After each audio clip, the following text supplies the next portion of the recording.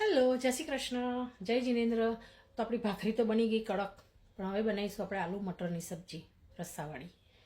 તો આપણે તૈયારી કરી લીધી છે, હું તમને બતાવું. ચલો, તો આલુ મટરની સબ્જી માટે મેં અહીંયા 4 બટેકા બાફી લીધા છે, મીડિયમ સાઇઝના, ફોલીને અને સમારી લીધા છે.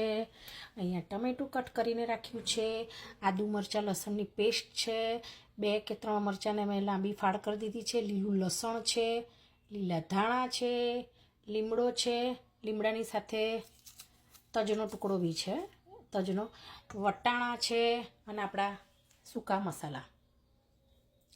બરાબર, તો બનાવીશું આપણે આલુ મટરની સબ્જી. તો આપણે અહીંયા તેલ મૂકી દીધું છે. તેલ તમારે તમારા સબ્જીની ક્વોન્ટિટી પ્રમાણે મૂકવાનું. જો તમને એકદમ બહાર જેવું ખાવું હોય ને, ઠેલાવાળા જેવું, જે આપણે હાઈવે પર ઇન્ડિયામાં જઈએ ને નહીં હોતા ધાબાને, એવું ખાવું હોય તો તેલ સરખું મૂકવાનું. તેલ હોય તો ખેલ હોય, એનો ટેસ્ટી તો જ બને. તો તેલ મૂકી દીધું છે. તો આપણે એમાં નાખીશું થોડી રાઈ,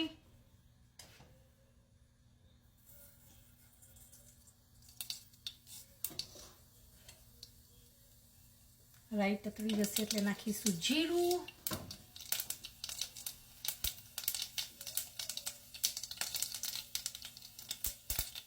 ચપટી અજમો નાખીશું, કારણ કે રાત્રે આપણે બટેકાનું શાક ખાઈએ ને એટલે અજમો નાખી દીધો.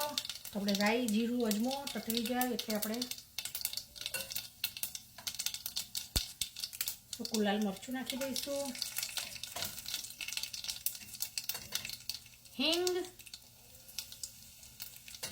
ભાઈ હિંગ વધારે નાખવાની, કારણ કે હું હિંગની રાણી છું. સાથે નાખીશું થોડી હળદર.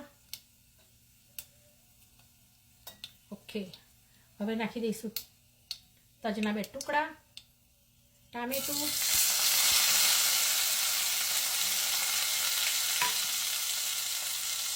અમારો લીમડો ડ્રાય છે, સૂકો લીમડો, પણ મેં એને પલાળી દીધો છે પાણીમાં.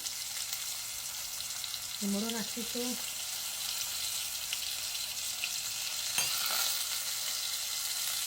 ઓકે. હવે નાખીશું આપણે લીલું લસણ.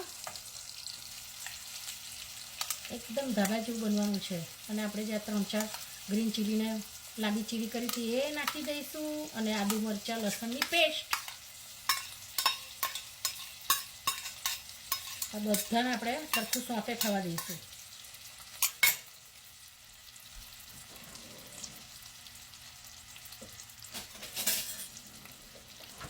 ગેસની ફ્લેમને મોટી કરી દઈશું. હવે આપણે આને સોતે થવા દઈશું. સોતે થશે એટલે આપણે એમાં ઉમેરીશું વટાણા. તો તમે જોઈ શકો છો આપણો મસાલો સોતે થઈ ગયો છે. તો હવે આપણે એડ કરીશું વટાણા. એ ફ્રોઝનના વટાણા લીધા છે.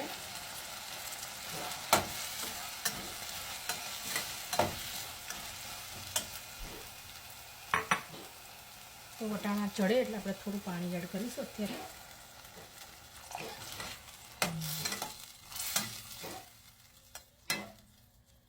વટાણાને આપણે થોડા ચડવા દઈશું. ફ્રોઝન છે એટલે બહુ વાર તો લાગે નહીં. તો હવે આપણે આમાં ઉકળવા માંડ્યું છે, તો આમાં આપણે એડ કરીશું વોટર. તમારે જેટલો રસો રાખવો હોય ને એટલું કરવાનું, કારણ કે બટેકા ઘણીવાર સારા હોય, ઘણીવાર ઘેંસી હોય ને તો બહુ પાણી પી જાય. એટલે તમારે જેટલો રસો રાખવો હોય એટલો રસો રાખી અને હવે આમાં કરી દઈશું આપણે મસાલો. તો મને વધારે રસાવાળું ગમે છે, એટલે નમક સ્વાદ અનુસાર. મારી ચમચી બહુ નાની છે એટલે તમને એવું લાગશે કે બહુ મીઠું નાખ્યું, પણ મારી ચમચી બહુ જ નાની છે. હવે એડ કરીશું આપણે હળદર. આપણે વઘારમાં નાખી હતી એટલે ચપટી હળદર નાખીશું. મારું કાશ્મીરી મરચું છે તો મરચું,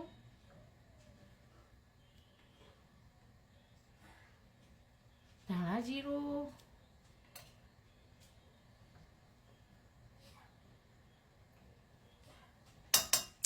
દિલ ખોલીને મસાલો કરવાનો એનો, દિલ ખોલીને. અને હવે આમાં એડ કરીશું આપણે ચૂટકી જેટલો થોડો ગરમ મસાલો. ભાઈ ગરમ મસાલાની કિંમત તમે શું જાણો? એ સ્વાદને બઢિયા બનાવે, ખાવાની તમારી ભૂખને ઉઘાડે. યુ 2 ભાખરી ખાતા હોય તો 3 ભાખરી ખવાઈ જાય. અને સાથે ઉમેરીશું આમચૂર પાવડર. તો આપણે આટલો જ ગરમ મસાલો, કિચન કિંગ ગરમ મસાલા. આ આટલી ચૂટકી મસાલો સ્વાદને એટલો બઢિયા બનાવી દે ને. સાથે આપણે ઉમેરીશું એમાં આમચૂર પાવડર આટલો જ. પણ સબ્જી એકદમ જ ધાબા સ્ટાઇલ એકદમ ઝનઝની અને ચટપટી બને. આ છે ડ્રાય મેંગો પાવડર. હવે આપણે બધું કરી લઈશું mix mix mix mix mix mix. અને આપણે એને ત્યાં સુધી ઉકાળીશું, તેલ બધું ઉપર આવી જાય ને પછી આપણે એડ કરીશું બાફેલા બટેકા અને પછી લીલા ધાણા ફેંકીને મારીશું એમાં.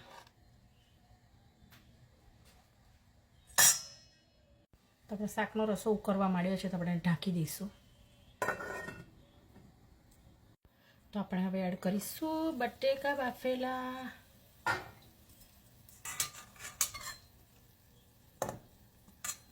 એકદમ ધીમે ધીમે, નહીં તો છાંટા ઉડે, કામ વધી પડે.